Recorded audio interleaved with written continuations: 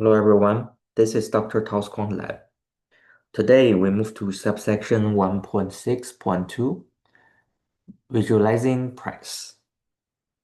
In the previous video, we looked at the raw data, the continuous line of price moving up and down. But as traders, we cannot analyze a continuous stream of millions of data points. We need to compress that data into something usable.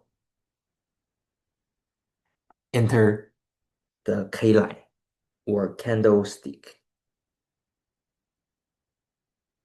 Let's look at figure 1.10 first, which we use figure 1.7 example again. This is the most important concept to grasp. On the left, you see the movie of the market, the intraday path. On the right, you see the poster of the movie, the K line. How do we get from the movie to the poster?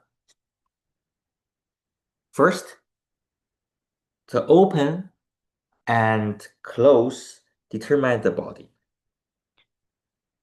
We take the open price at 9:30 a.m. and the price at 4 p.m. or the close price. The distance between them becomes the real body. If the close is higher than the open, the body is green in the US market.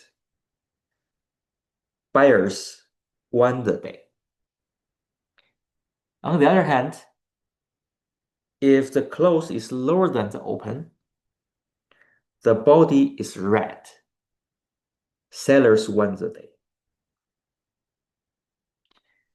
Second, the extremes determine the wicks. During the day, the price might spike up to a high or crash down to a low. The K line records these extremes as thin lines, which we called shadows. So we have upper shadow and lower shadow, or we call it wicks. This shows us the volatility, the prices that we rejected.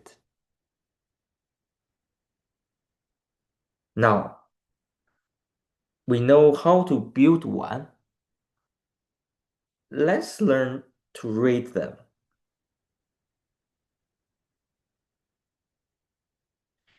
So please look at the table 1.6.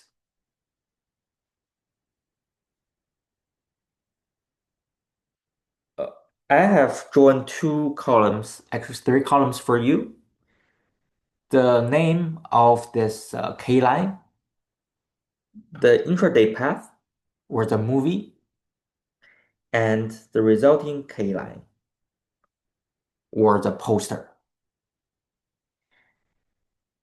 You must learn to see the path hidden inside the candle. Let's look at a few specific examples. First, the Doji. Look at the path. The price moved up, down, and all over the place. So we have, it might go down and then move up, but it closed exactly where it opened. So you see the opening and the close price. The result is a cross. So this represents total indecision. The market fought all day and ended in a tie. The orange color means that it can be either green or red. It doesn't change a lot.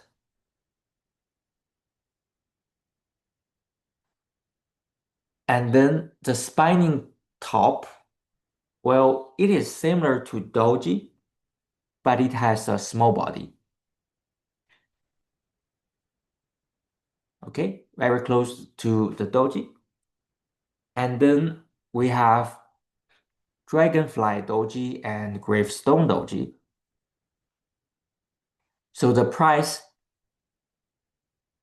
just went down and then go up pretty fast. Then the ending price or the opening and close price equals the high for the Dragonfly, and the open and equals low equals close price for the Gravestone Doji. So they look like this. And then the hammer, look at the path carefully. The price opened, then crashed down, and then we have a V shape, but then rail lights all the way back to the close near the high.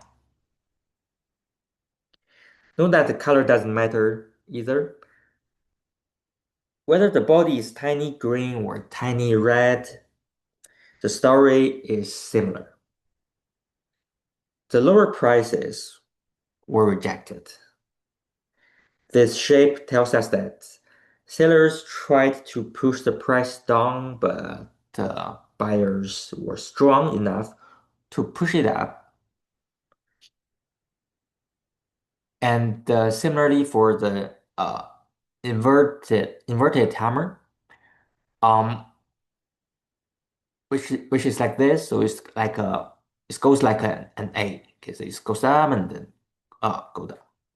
And also I want to mention that for this hammer, it actually has two names. If it is at the bottom of a trend, okay, so we are going to explain trend in the soon or next chapter. But if it is in the bottom of a trend, then we call it a hammer. And if it is on the top of a trend, then we call it a hanging man. And similar for this. So it has two names, but looks similar. Okay, the last two, the Marubozu. This is the opposite of the Doji. Look at the path. It is a straight, almost a straight line, open at low, close at high. There are no shadows because there were no hesitation. And this is total dominance. Okay? So in summary, in this table, we just learned the alphabetic of trading. We know that the letters look like Doji, Hammer, Marubozu. In chapter 3 and 4, we will start combining these letters to write words and sentences, which is how we predict market reversals. In the next video, we will continue section 1.6 by defining the mechanics of a position, long versus short.